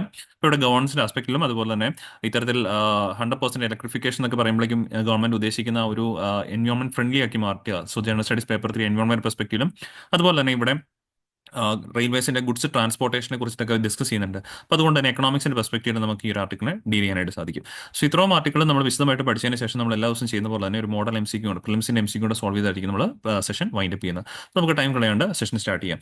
So first article fund raising by InvITs slows REITs keep up momentum എന്നുള്ളതാണ് ആർട്ടിക്കിളിൽ ഹെഡ്ലൈൻ ആയിട്ട് മാറിയിരിക്കുന്നത്. അതായത് നമ്മൾ ഫണ്ട് കളക്ട് ചെയ്യുന്നതിന്റെ ഭാഗമായിട്ട് ഇൻവിറ്റ്സും അതായത് റേറ്റ്സും ഉണ്ട്. ഞാനത് വിശദമായിട്ട് പറഞ്ഞുതരാം. ഇനി ഞാൻ ആ ഹെഡ്ലൈൻ ജസ്റ്റ് എക്സ്പ്ലെയിൻ ചെയ്യുന്നത് മാത്രമേ ഉള്ളൂ. അവിടങ്ങളിൽ ഫണ്ട് റേസ് ചെയ്യുന്ന ഇൻവിറ്റ്സ് മുഖാന്തരം നമ്മൾ ഫണ്ട് റേസ് ചെയ്യുന്നത് താരതമ്യേന കുറഞ്ഞിട്ടുണ്ട്. ബട്ട് റേറ്റ്സിലൂടെ കീപ്പപ്പ് ചെയ്തിരിക്കുന്ന ആ ഒരു മൊമെന്റ് നമുക്ക് അതേപടി തന്നെ പിന്തുടരാൻ സാധിക്കും എന്നുള്ളതാണ് ആർട്ടിക്കിളിൽ വന്നിരിക്കുന്നത്. അപ്പോൾ ഈ ഒരു ആർട്ടിക്കിളിനകത്ത് അതിന്റെ കണക്കുകളും കാര്യങ്ങളൊക്കെ പറയുന്നുണ്ട്. ജസ്റ്റ് ലൈക്ക് പറഞ്ഞ ഇത്ര കോടി രൂപയുടെ ആ കണക്കുകളൊക്കെ പറയുന്നുണ്ട്. ബട്ട് അതൊക്കെ നമുക്ക് പരീക്ഷയ്ക്ക് ഇറലവന്റ് ആണ്. നമുക്ക് ഈ ഒരു ആർട്ടിക്കിളിൽ നിന്ന് മെയിൻലി എക്സാം യൂട്യൂബിൽ പഠിക്കാനുള്ളത് എന്താണ് ഇൻവിറ്റ്സും അതേപോലെ റേറ്റ്സും എന്നുള്ള കാര്യം വിശദമായിട്ട് പഠിക്കേണ്ടതായിട്ടുണ്ട്. ഓക്കെ, സോ അത് തന്നെ പറയുകയാണ്, നമ്മൾ ഇൻട്രൊഡക്ഷനിൽ പറഞ്ഞ പോലെ തന്നെ ഇന്ത്യ നമ്മൾ 2047 ആകുമ്പോഴേക്കും ഒരു ഡെവലപ്ഡ് കൺട്രി ആയിട്ട് മാറാൻ ആഗ്രഹിക്കുന്ന രാജ്യമാണ്, അല്ലെങ്കിൽ 2030 ആകുമ്പോഴേക്കും ഒരു third last economy in the world ആയിട്ട് മാറാനായിട്ടൊക്കെ ആഗ്രഹിക്കുന്നുണ്ട്. അപ്പോൾ ഇതുകൊണ്ട് തന്നെ ഡെവലപ്ഡ് ആകണം, അല്ലെങ്കിൽ ഈ പറഞ്ഞ എക്കണോമി വളരണം എന്നൊക്കെ പറയുമ്പോൾ തീർച്ചയായിട്ടും നമുക്ക് ഒരുപാടധികം ഇൻവെസ്റ്റ്മെന്റ്സ് ആവശ്യമാണ്, അല്ലെ? ഫിനാൻഷ്യലി നമുക്ക് ഒരുപാട് ഇൻവെസ്റ്റ്മെന്റ്സ് ആവശ്യമാണ്. ബിക്കോസ് നമുക്ക് ഇവിടെ മാനുഫാക്ചറിങ് സ്ട്രെങ്തൻ ചെയ്യണം. മാനുഫാക്ചറിങ് സ്ട്രെങ്തൻ ചെയ്ത് ഒരുപാടധികം എക്സ്പോർട്ടുകളൊക്കെ തന്നെ ഇന്നിപ്പോൾ എന്തൊക്കെയാണോ ഇന്ത്യ ഇമ്പോർട്ട് ചെയ്യുന്നത് അതൊക്കെ പതുക്കെ പതുക്കെ നമുക്ക് ഗ്രാജുവലി കുറച്ചും അതൊക്കെ കൂടുതൽ നമുക്ക് ഇവിടെ തന്നെ ഉൽപ്പാദിപ്പിച്ച് ഇവിടെ നമുക്ക് കയറ്റുമതി ചെയ്യണം. നെറ്റ് എക്സ്പോർട്ടർ ആയിട്ട് പതുക്കെ പതുക്കെ നമുക്ക് മാറണം. എങ്കിലേ ഉള്ളൂ നമുക്ക് ഇവിടെ കൂടുതൽ എംപ്ലോയ്മെന്റ് ഓപ്പർച്യൂണിറ്റി ജനറേറ്റ് ചെയ്യാൻ പറ്റുള്ളൂ. ജനങ്ങളുടെയൊക്കെയാണെങ്കിലും സ്റ്റാൻഡേർഡ് ഓഫ് ലിവിംഗിൽ മാറ്റം വരുത്താനായിട്ടൊക്കെ തന്നെ സാധിക്കുകയുള്ളൂ. അപ്പോൾ അതൊക്കെ ചെയ്യണമെങ്കിൽ തീർച്ചയായിട്ടും എക്കണോമിയിലേക്ക് നമുക്ക് ഒരുപാടധികം ഫണ്ട് പമ്പ് ചെയ്യേണ്ടതായിട്ടുണ്ട്, ഒരുപാടധികം ഇൻവെസ്റ്റ്മെന്റ്സ് ആവശ്യമായിട്ടുണ്ട്. അപ്പം ഈ ഇൻവെസ്റ്റ്മെന്റ്സ് കൃത്യമായിട്ട് പറയുവാണെങ്കിൽ നമുക്ക് ഇൻഫ്രാസ്ട്രക്ചർ മേഖലയിൽ ആവശ്യമാണ്. നല്ല നല്ല റോഡുകൾ പണിയാണ്. കാരണം മാനുഫാക്ചറിങ് മേഖലയൊക്കെ തന്നെ സ്ട്രെങ്തൻ ചെയ്യണമെങ്കിൽ നമുക്ക് റോ മെറ്റീരിയൽസ് ഒക്കെ ആണെങ്കിലും ഒരു സ്ഥലത്ത് നിന്ന് മറ്റൊരു സ്ഥലത്തേക്ക് സ്മൂത്ത് ആയിട്ട് കൊണ്ടുപോകാൻ സാധിക്കണം. അല്ലെങ്കിൽ ഇന്ത്യയുടെ ഒരു ഭാഗത്ത് പ്രൊഡ്യൂസ് ചെയ്തൊരു ഐറ്റം ഇന്ത്യയുടെ മറ്റു ഭാഗങ്ങളിലേക്ക്, അല്ലെങ്കിൽ ഈ പറഞ്ഞ പോലെ വിദേശത്തേക്ക് കയറ്റുമതി ചെയ്യുന്നതിന്റെ ഭാഗമായിട്ട് പോർട്ടുകളിലേക്ക്, അല്ലെങ്കിൽ ഈ പറഞ്ഞ പോലെ റെയിൽവേ സ്റ്റേഷനുകളിലേക്ക് തന്നെ വിതിൻ ദ ട്രാൻസ്പോർട്ടിന്റെ ഭാഗമായിട്ട് അങ്ങനെ ട്രാൻസ്പോർട്ടേഷൻ മേഖലയൊക്കെ തന്നെ നമുക്ക് സ്ട്രെങ്തൻ ചെയ്യേണ്ടതുണ്ട്. സോ ഇതിനൊക്കെ വേണ്ടിയിട്ട് നമുക്ക് ഇൻഫ്രാസ്ട്രക്ചർ ഡെവലപ്മെന്റ് ആവശ്യമാണ്. അതുപോലെ റിയൽ എസ്റ്റേറ്റ് മേഖലകളും സ്ഥലമൊക്കെ തന്നെ ഏറ്റെടുക്കണം ഇത്തരത്തിലുള്ള ബിൽഡിങ്ങുകളൊക്കെ സ്റ്റാർട്ടപ്പ് ചെയ്യാനായിട്ട്. അപ്പോൾ അങ്ങനെ സ്ഥലം ഏറ്റെടുപ്പുമായിട്ട് ബന്ധപ്പെട്ട് റിയൽ എസ്റ്റേറ്റ് മേഖലകളിലും അത്തരത്തിൽ ഇത്തരത്തിൽ ഈ പറഞ്ഞ ഏറ്റെടുത്ത സ്ഥലങ്ങളിൽ ഇൻഫ്രാസ്ട്രക്ചേഴ്സ് പണിയുന്നതിന്റെ ഭാഗമായിട്ട് ഇൻഫ്രാസ്ട്രക്ചർ മേഖലകളിൽ നമുക്ക് ഒരുപാടധികം ഫണ്ട് ആവശ്യമാണ്. ഈ ഫണ്ട് സ്വരൂപിക്കാനായിട്ട് ഗവൺമെന്റ് ലോഞ്ച് ചെയ്തിരിക്കുന്ന ഒരു രണ്ട് ട്രസ്റ്റുകൾ എന്ന് വേണമെങ്കിൽ പറയാൻ പറ്റും, ഈ ഇൻവിറ്റ്സും അതേപോലെ റേറ്റ്സും. അപ്പോൾ ഇവിടെ ഞാൻ എക്സ്പെഷ്യലി എക്സ്പ്ലെയിൻ ചെയ്തു തരാം. എക്സ്പ്ലെയിൻ ചെയ്യുന്നതിന്റെ ഭാഗമായിട്ട് ആദ്യം തന്നെ ഞാൻ ഇവിടെ ഉണ്ടായിരുന്ന പണ്ട് ഈ പറഞ്ഞ പോലെ 2011 കാലഘട്ടത്തിൽ ഗവൺമെന്റ് ഇൻഫ്രാസ്ട്രക്ചർ ഡെവലപ്മെന്റിന് വേണ്ടിയിട്ട്, മീൻസ് ഈ പറഞ്ഞ ഇൻഫ്രാസ്ട്രക്ചർ മേഖലയിലെ വളർച്ചയ്ക്ക് ആവശ്യമായിട്ടുള്ള ഫണ്ടുകൾ കണ്ടെത്താനായിട്ട് ഒരു ഡെപ്റ്റ് ഫണ്ട് രൂപീകരിച്ചിട്ടുണ്ടായിരുന്നു, നോൺ ആസ് ഇൻഫ്രാ ഡെപ്റ്റ് ഫണ്ട്. ഓക്കെ, ഡെപ്റ്റ് ഫണ്ട് ഇപ്പോഴും നിലവിലുണ്ട് കേട്ടോ, ഡെപ്റ്റ് ഫണ്ട്. ലാസ്റ്റ് നമുക്ക് ഡിസ്കസ് ചെയ്യാം എന്താണെന്നുള്ള കാര്യം ഇത്. സോ ജസ്റ്റ് ഞാനിപ്പോൾ ഒരു ഇൻട്രഡക്ഷൻ പറയുകയാണ്. ഇൻഫ്രാസ്ട്രക്ചർ ഡെപ്റ്റ് ഫണ്ട് എന്നുള്ളൊരു ഫണ്ട് ഗവൺമെന്റ് ലോഞ്ച് ചെയ്തിട്ടുണ്ടായിരുന്നു. ഈ ഫണ്ടിനെ രണ്ട് കാറ്റഗറി ആയിട്ട് ഗവൺമെന്റ് ലോഞ്ച് ചെയ്തത്. അതായത് ഇതിനകത്ത് ഒരു വിങ് എന്ന് പറയുന്നത് ട്രസ്റ്റുകളുടെ രൂപത്തിലും ട്രസ്റ്റിന്റെ രൂപത്തിലും, രണ്ടാമത്തെ ഒരു വിങ് കമ്പനീസിന്റെ രൂപത്തിലുമാണ് ഗവൺമെന്റ് ലോഞ്ച് ചെയ്തിട്ടുണ്ടായിരുന്നത്. ഇതിൽ ട്രസ്റ്റുകളായിട്ട് രൂപീകരിച്ച ആ ഒരു വിങ്ങിനകത്ത് അവർ ബേസിക്കലി ഫണ്ട് കണ്ടെത്തുന്നത് എങ്ങനെയായിരുന്നു? മ്യൂച്വൽ ഫണ്ടുകളിലൂടെയാണ്. മ്യൂച്വൽ ഫണ്ട്സ് ഇഷ്യൂ ചെയ്താണ്, മ്യൂച്വൽ ഫണ്ട് യൂണിറ്റുകൾ ഇഷ്യൂ ചെയ്തതിലൂടെയാണ് പൊതുജനങ്ങളുടെ കയ്യിൽ നിന്ന് പൈസ ഈ ട്രസ്റ്റ് വിങ് കണ്ടെത്തിയിട്ടുണ്ടായിരുന്നത്. അതേ സാഹചര്യത്തിൽ അതിന്റെ കമ്പനി എന്നുള്ള വിങ് പൈസ കണ്ടെത്തിയിരുന്നത് through the issue of bonds ആണ്. ഇൻഫ്രാസ്ട്രക്ചർ ബോണ്ടുകളൊക്കെ തന്നെ ഇഷ്യൂ ചെയ്തിട്ടാണ് മെയിൻലി അവർ പൈസ കണ്ടെത്തിയിട്ടുണ്ടായിരുന്നത്. അപ്പം ഇത്തരത്തിലാണ്, അതായത് ട്രസ്റ്റുകളായിട്ടാണ് രൂപീകരിക്കുന്നതെങ്കിൽ ഇവർ പൊതുജനങ്ങളുടെ കയ്യിൽ നിന്ന് പൈസ കണ്ടെത്തുന്നത് മ്യൂച്വൽ ഫണ്ട് യൂണിറ്റുകൾ ഇഷ്യൂ ചെയ്തതിലൂടെയായിരിക്കും. അതേ സാഹചര്യത്തിൽ കമ്പനീസ് ആയിട്ടാണ് രൂപീകരിക്കുന്നതെങ്കിൽ ഇവർ മെയിൻലി എങ്ങനെയായിരിക്കും കണ്ടെത്തുന്നത്? ബോണ്ടുകൾ ഇഷ്യൂ ചെയ്തിട്ടാണ്. ഇപ്പം നമ്മൾ പഠിക്കാൻ പോകുന്ന ഇൻവിറ്റ്സ് ആയാലും റേറ്റ്സ് ആയാലും ബേസിക്കലി ഇവ ട്രസ്റ്റുകളാണ്. ഐ മീൻ ഇൻവിറ്റ്സ് എന്ന് പറഞ്ഞാൽ ഇൻഫ്രാസ്ട്രക്ചർ ഇൻവെസ്റ്റ്മെന്റ് ട്രസ്റ്റ് എന്നാണ് അറിയപ്പെടുന്നത്. റേറ്റ്സ് എന്ന് പറഞ്ഞാൽ റിയൽ എസ്റ്റേറ്റ് ഇൻവെസ്റ്റ്മെന്റ് ട്രസ്റ്റ് എന്നാണ് അറിയപ്പെടുന്നത്. അപ്പോൾ ഇവ രണ്ടും ട്രസ്റ്റുകൾ ആയതുകൊണ്ട് തന്നെ ഇവരെങ്ങനെയായിരിക്കും പൊതുജനങ്ങളുടെ കയ്യിൽ നിന്ന് കടം മേടിക്കും? പൊതുജനങ്ങൾ എന്ന് പറഞ്ഞു കഴിഞ്ഞാൽ നമ്മുടെ ഇവിടെ ഇന്ത്യക്കാരാകുന്നതിന് നിർബന്ധമില്ല. ഓഫ്ഷോർ ഇൻവെസ്റ്റേഴ്സിന്റെ കയ്യിൽ നിന്ന്, ഓഫ്ഷോർ ഇൻവെസ്റ്റേഴ്സ് എന്ന് പറഞ്ഞാൽ ഫോറിൻ ഇൻവെസ്റ്റേഴ്സിന്റെ കയ്യിൽ നിന്നൊക്കെ തന്നെ ഇവർക്ക് ഫണ്ട് കളക്ട് ചെയ്യാനായിട്ടൊക്കെ സാധിക്കും. എന്തായാലും ഇവർ ട്രസ്റ്റുകളായിട്ട് രൂപീകരിച്ചിരിക്കുന്ന കാരണം തന്നെ ഫണ്ട് കളക്ട് ചെയ്യുന്ന എന്ത് ഇഷ്യൂ ചെയ്തിട്ടായിരിക്കും? മ്യൂച്വൽ ഫണ്ട് യൂണിറ്റ്സ് ഇഷ്യൂ ചെയ്തിട്ടായിരിക്കും. ഇപ്പൊ നമുക്കാണെങ്കിലും മാർക്കറ്റിൽ മ്യൂച്വൽ ഫണ്ടുകളൊക്കെ വാങ്ങാൻ സാധിക്കുമല്ലോ. അത്തരത്തിൽ ഈ പറഞ്ഞ പോലെ നമുക്ക് താല്പര്യമുള്ള ആളുകൾക്ക് ഈ ഇൻവിറ്റ്സിലെയും റേറ്റ്സിന്റെ ഒക്കെ തന്നെ മ്യൂച്വൽ ഫണ്ടിൽ ഭാഗമാകാനായിട്ട് സാധിക്കും. അത് പ്രകാരം ഈ പറഞ്ഞ പോലെ ഒരു എന്താ പറയുക, ഒരു ഫിക്സഡ് റിട്ടേൺ നമുക്ക് പറയാൻ പറ്റില്ല. അതിപ്പം ഒരു നോർമൽ മ്യൂച്വൽ ഫണ്ടാണ് നമുക്ക് പറയാൻ ബുദ്ധിമുട്ടായിരിക്കുമല്ലോ, എല്ലാ സമയത്തും ഒരേപോലെ റിട്ടേൺ കിട്ടണമെന്ന് പറയാൻ പറ്റത്തില്ലോ. ബട്ട് അറ്റ് ടൈംസ് ഈ പറഞ്ഞ പോലെ നമുക്ക് കൂടുതൽ റിട്ടേൺസ് കിട്ടിയേക്കാം. ബട്ട് മാർക്കറ്റാണ് ഈ പറഞ്ഞ പോലെ അങ്ങോട്ടും ഇങ്ങോട്ടും ആകാം എന്ന് പറയുന്ന പോലെ തന്നെ ചില സമയത്ത് നമുക്ക് റിട്ടേൺസ് താഴോട്ട് പോകാനുള്ള സാധ്യതയുണ്ട്. ബട്ട് ഇന്ത്യ എന്ന് പറയുന്ന ഒരു എമർജിംഗ് എക്കണോമി ആയതുകൊണ്ട് തന്നെ റിട്ടേൺസിന്റെ കാര്യത്തിൽ ചെറിയ രീതിയിലെങ്കിലും നമുക്ക് ഫോർവേഡ് ആയിരിക്കും ഉണ്ടാകാൻ ചാൻസ്, മീൻസ് പ്രോഫിറ്റബിൾ ആയിട്ട് മാറാൻ ചാൻസസ് ഉണ്ട്. ഇനി ഇതൊന്ന് ഓർത്തിരുന്നേക്കുക. അതിനുവേണ്ടിയുള്ള എക്സാമ്പിൾ ആയിട്ട് ഞാൻ പറഞ്ഞാണ് ഇൻഫ്രാസ്ട്രക്ചർ ഡെപ്റ്റ് ഫണ്ട്. അത് 2011-12 ഗവൺമെന്റ് ലോഞ്ച് ചെയ്താണ് ഫോർ ദ ഫിനാൻസിങ് അവർ ഇൻഫ്രാസ്ട്രക്ചർ ഡെവലപ്മെന്റ് ആക്ടിവിറ്റീസ്. അപ്പോൾ ഇതിന് വേണ്ടിയിട്ട് ഡെപ്റ്റ് ഫണ്ട്, ഈ ഇൻഫ്രാസ്ട്രക്ചർ ഡെപ്റ്റ് ഫണ്ടിനെ രണ്ട് വിങ് ഗവൺമെന്റ് ലോഞ്ച് ചെയ്തിട്ടുണ്ടായിരുന്നു, either trust wing and companies wing ആയിട്ട്. ഇതിൽ ട്രസ്റ്റ് വിങ് പൊതുജനങ്ങളുടെ കയ്യിൽ നിന്ന് പൈസ കണ്ടെത്തിയത് മ്യൂച്വൽ ഫണ്ട് യൂണിറ്റുകൾ ഉപയോഗിച്ചും, കമ്പനീസ് ആണ് എങ്കിൽ ഇത് ലോഞ്ച് ചെയ്തത് ബോണ്ടുകൾ യൂസ് ചെയ്തിട്ടാണ് പൊതുജനങ്ങളുടെ കയ്യിൽ നിന്ന് പൈസ കണ്ടെത്തിയത്. അപ്പോൾ ഇവിടെ നമ്മൾ ഡിസ്കസ് ചെയ്യുന്ന ഇൻവിറ്റ്സും റേറ്റ്സും ബേസിക്കലി ട്രസ്റ്റുകളാണ്. അതുകൊണ്ട് തന്നെ ഇപ്പോൾ പൊതുജനങ്ങളുടെ കയ്യിൽ നിന്ന് പൈസ കണ്ടെത്തുന്നത് എന്ത് ഇഷ്യൂ ചെയ്തിട്ടായിരിക്കും? മ്യൂച്വൽ ഫണ്ട് യൂണിറ്റുകൾ ഇഷ്യൂ ചെയ്തിട്ടായിരിക്കും. ഓക്കെ, അപ്പോൾ ഇത്രയും കാര്യങ്ങൾ ബേസിക്കലി ഒന്ന് മനസ്സിലാക്കി വെച്ചേക്കുക. ഇനി നമുക്ക് ഇതിന്റെ ഫർദർ ഓൺ പഠിക്കാം. First of all infrastructure investment fund. So it's a collective investment scheme similar to mutual fund. ഇതാണ് ഞാൻ ഇതിപ്പം പറയുന്നത്, നിങ്ങൾക്ക് കുറച്ചുകൂടെ മനസ്സിലാക്കാൻ പറ്റും. ഇപ്പോൾ ഓൾറെഡി ഞാൻ പറഞ്ഞ കാര്യങ്ങൾ മനസ്സിലുണ്ടെങ്കിൽ, which enables direct investment of money from individual and institution investment. ഇവിടെ ഇൻസ്റ്റിറ്റ്യൂഷൻ ഇൻവെസ്റ്റേഴ്സ് എന്ന് പറയുമ്പോഴേക്കും നമ്മുടെ വിദേശത്തുള്ള ആളുകൾക്കും ഒക്കെ ആകാം. ഇവരുടെ കയ്യിൽ നിന്ന് കളക്ട് ചെയ്യുന്ന പൈസ എവിടേക്കാണ് ഇൻവെസ്റ്റ് ചെയ്യുന്നത്? ഫോർ ഇൻഫ്രാസ്ട്രക്ചർ പ്രൊജക്ട് ആക്ടിവിറ്റീസിലേക്കാണ്. റോഡ് പണിയുക, അല്ലെങ്കിൽ പാലങ്ങൾ പണിയുക, അല്ലെങ്കിൽ എയർപോർട്ടുകൾ, സീ പോർട്ടുകൾ, ഇങ്ങനെയുള്ള ഇൻഫ്രാസ്ട്രക്ചർ ഡെവലപ്മെന്റ് വേണ്ടിയിട്ടായിരിക്കും കൂടുതലായിട്ട് ഈ പൈസകളൊക്കെ ഉപയോഗിക്കുന്നത്. These are like mutual funds. Mutual fund unit പോലെ തന്നെയാണ് ഇവ എസ്റ്റാബ്ലിഷ് ചെയ്തിരിക്കുന്നു. അതുപോലെ ട്രസ്റ്റ് ആയിട്ടാണ് രജിസ്റ്റർ ചെയ്തിരിക്കുന്നത്, രജിസ്റ്റേർഡ് വിത്ത് സെബി ആണ് കേട്ടോ. അപ്പോൾ ആ പോയിന്റ് ഓർത്തിരിക്കണം. ഇൻവെസ്റ്റുകൾ, ഐ മീൻ ട്രസ്റ്റ് എന്ന് പറയുന്ന കാര്യങ്ങൾ മ്യൂച്വൽ ഫണ്ടുകൾ ഇഷ്യൂ ചെയ്തിട്ടാണ് കളക്ട് ചെയ്യുന്നത്. അതുകൊണ്ട് തന്നെ മ്യൂച്വൽ ഫണ്ട് റെഗുലേറ്ററൊക്കെ ആക്ട് ചെയ്യുന്ന നമ്മുടെ സെബി ആണല്ലോ, securities exchange board of India ആണ്. അതുകൊണ്ട് തന്നെ ഈ ഇൻവിറ്റുകളുടെയും രജിസ്റ്റർ ചെയ്തിരിക്കുന്ന ആര് മുഖാന്തരമാണ്? സെബിയാണ്. ഇതൊക്കെ പൊട്ടൻഷ്യലി പ്രിലിംസിനൊക്കെ ചോദിക്കാവുന്നതാണ്. തെറ്റിച്ച് പറഞ്ഞാൽ RBIയിലാണ് രജിസ്റ്റർ ചെയ്തിരിക്കുന്നത്, അങ്ങനെയൊക്കെ ചോദിക്കാം. RBI അല്ല, ഇവരൊക്കെ രജിസ്റ്റർ ചെയ്തിരിക്കുന്ന സെബിയിലാണ്. ബിക്കോസ് മ്യൂച്വൽ ഫണ്ട് എന്നുള്ള കൺസെപ്റ്റ് ഇവിടെ വരുന്ന കാരണം മെയിൻലി ഇത്തരത്തിലുള്ള ട്രസ്റ്റുകൾക്ക് 4 പാർട്ടീസ് ആയിരിക്കും ഉണ്ടാവും. ഒരു ട്രസ്റ്റി ഉണ്ടാവും, ഒരു സ്പോൺസർ ഉണ്ടാവും, ഒരു ഇൻവെസ്റ്റ്മെന്റ് മാനേജറും പ്രൊജക്ട് മാനേജറും ഉണ്ടാവും. ഇതിൽ ഈ ട്രസ്റ്റിയാണ് സർട്ടിഫൈഡ് ബൈ സെബി ആയിരിക്കണം and have the responsibility for inspecting the performance of InvITs. Okay, and sponsors are promoters of the company that set. ഇത് സെറ്റപ്പ് ചെയ്യുന്നതിന്റെ കമ്പനിയുടെ പേരാണ് സ്പോൺസേഴ്സ് എന്നായിട്ട് അറിയപ്പെടുന്നു. ബട്ട് ട്രസ്റ്റിയാണ് മെയിൻലി പറഞ്ഞ പോലെ സെബി പ്രകാരം സർട്ടിഫൈഡ് ചെയ്തിരിക്കുന്ന കാര്യം ഓർത്തിരിക്കുക. മെയിൻലി ഈ 4 പോയിന്റുകൾ, ആദ്യത്തെ 3 പോയിന്റ് കൃത്യമായിട്ട് മനസ്സിലാക്കി വെച്ചേക്കാം. ഇനി നമ്മുടെ റിയൽ എസ്റ്റേറ്റ് ഇൻവെസ്റ്റ്മെന്റ് ട്രസ്റ്റ്, ഇതും ട്രസ്റ്റ് എന്നുള്ള രീതിയിൽ തന്നെ, കാരണം തന്നെ പൈസ എങ്ങനെയാണ് കളക്ട് ചെയ്യുന്നത്? മ്യൂച്വൽ ഫണ്ട് ഉപയോഗിച്ചാണ് കളക്ട് ചെയ്യുന്നത്. സെബി തന്നെയാണ് റെഗുലേറ്ററായിട്ട് ആക്ട് ചെയ്യുന്നത്. So REITs are own or finance income producing real estate estate ആണ് across a range of property sectors. അതായത് ഇവിടെ ബേസിക്കലി റേറ്റ്സ് എന്ന് പറയുമ്പോഴേക്കും നമ്മൾ ഇത്തരത്തിലുള്ള ട്രസ്റ്റുകളിൽ പൈസ കൊടുക്കുമ്പോഴേക്കും ഇവർ റിയൽ എസ്റ്റേറ്റ് കാര്യങ്ങൾ വാങ്ങി വെക്കുകയാണ് ചെയ്യുന്നത്. ലൈക്ക് ഈ പറഞ്ഞ പോലെ എന്തെങ്കിലും ഭൂമി സംബന്ധമായ കാര്യങ്ങൾ വാങ്ങി വെക്കും. നോർമലി ഇവിടെയാണ് ഇവയും റിയൽ എസ്റ്റേറ്റ് കമ്പനീസ് തമ്മിൽ വ്യത്യാസപ്പെട്ടിരിക്കുന്നത്. റിയൽ എസ്റ്റേറ്റ് കമ്പനീസ് എന്ന് പറഞ്ഞു കഴിഞ്ഞാൽ പൊതുജനങ്ങളുടെ കയ്യിൽ നിന്നൊക്കെ പൈസ മേടിക്കും, എന്നിട്ട് ഇവർ സ്ഥലം മേടിക്കും. ആ മേടിക്കുന്ന സ്ഥലം ഭാവിയിൽ ഈ പറഞ്ഞ പോലെ ആ സ്ഥലത്തിന് വിലയൊക്കെ കൂടുമ്പോഴേക്കും അത് മറിച്ച് വിൽക്കും. അങ്ങനെയാണ് അവർ ലാഭം ഉണ്ടാക്കുന്നത്. പക്ഷേ നമ്മുടെ ഈ റിയൽ എസ്റ്റേറ്റ് ഇൻവെസ്റ്റ്മെന്റ് ട്രസ്റ്റ് എന്ന് പറയുന്നത് ഭൂമി മറിച്ച് വിൽക്കാനായിട്ടല്ല, ഭൂമി വാങ്ങിച്ച് അവിടെ ഈ പറഞ്ഞ പോലെ ഇൻഫ്രാസ്ട്രക്ചറുകൾ പണിയാനായിട്ടായിരിക്കും ഇവർ ആ പൈസ കണ്ടെത്തുന്നത്. So REITs own or finance income producing real estate. അവർ പറഞ്ഞ പോലെ ഒന്നെങ്കിൽ സ്വന്തമായിട്ട് റിയൽ എസ്റ്റേറ്റുകൾ ഓൺ ചെയ്യും, അല്ലെങ്കിൽ റിയൽ എസ്റ്റേറ്റുകൾ വാങ്ങുന്നതിന്റെ ഭാഗമായിട്ട് സർക്കാരിന് ഫിനാൻസ് കൊടുക്കുന്നതൊക്കെയാണ് റേറ്റ്സ് ചെയ്യുന്നത്. then ഈ പറഞ്ഞ it allowed investors to pool their funds and invest in various real estate പ്രോജക്റ്റുകൾ ഇൻവെസ്റ്റ് ചെയ്യാനായിട്ട് സാധിക്കും. then ഈ പറഞ്ഞ functions like mutual fund for real estate, mutual ഫണ്ടുകളായിട്ടാണ് ഇവർ വർക്ക് ചെയ്യുന്നത്. ട്രസ്റ്റ് എന്നുള്ള പേരുള്ളതുകൊണ്ട് നിങ്ങൾക്ക് ഐഡന്റിഫൈ ചെയ്യാൻ പറ്റുന്നുണ്ട് ഇത് മ്യൂച്വൽ ഫണ്ട് എന്നുള്ള കാര്യം. ദെൻ ഇവരുടെ കാര്യത്തിൽ ഈ പറഞ്ഞ പോലെ ഒരു വെറൈറ്റി ഓഫ് പോർട്ട്ഫോളിയോസ് ഇവർക്ക് ഉണ്ടാവും. ലൈക്ക് ഓഫീസ് ബിൽഡിംഗ്സ് പണിയാനായിട്ട്, ഹോട്ടലുകൾ പണിയാനായിട്ട്, ഷോപ്പിംഗ് മാളുകൾ പണിയാനായിട്ട്, ഇവിടെയൊക്കെ വേണ്ടിയിട്ടാണ് ഈ റിയൽ എസ്റ്റേറ്റ് ഇവർ പർച്ചേസ് ചെയ്യുന്നത്. ദെൻ ഇവയും റിയൽ എസ്റ്റേറ്റ് കമ്പനീസ് തമ്മിലുള്ള വ്യത്യാസം നമ്മൾ ഓൾറെഡി പറഞ്ഞു, അതൊന്ന് കൃത്യമായിട്ട് ഓർത്തിരിക്കണം, സ്റ്റേറ്റ്മെന്റിലേക്ക് ചോദിക്കാം. So REITs does not develop real estate properties. ഇവർ റിയൽ എസ്റ്റേറ്റ് പ്രോപ്പർട്ടീസ് ഡെവലപ്പ് ചെയ്യത്തില്ല to resell them. I mean ചിലപ്പോൾ നമ്മൾ കണ്ടിട്ടില്ല റിയൽ എസ്റ്റേറ്റ് കമ്പനീസ് ഒക്കെ തന്നെ ഒരു സ്ഥലം മേടിച്ച് അവിടെ ഷോപ്പിംഗ് മാളൊക്കെ പണിതിന് ശേഷം ആ പ്രോപ്പർട്ടി മറിച്ച് വിൽക്കുമല്ലോ, അങ്ങനെ ലാഭം ഉണ്ടാക്കാറുണ്ട്. ഇവർ മറിച്ച് വിൽക്കുകയല്ല ചെയ്യുന്നത്, പ്രോപ്പർട്ടി ഓൺ ചെയ്തിട്ട് അവിടെ ഈ പറഞ്ഞ പോലെ ഇൻഫ്രാസ്ട്രക്ചേഴ്സ് പണിയും. അത് ഈ പറഞ്ഞ പോലെ പൊതുജനങ്ങളുടെ കാര്യങ്ങൾക്ക് വേണ്ടിയിട്ടാണ് ഉപയോഗിക്കുന്നത്.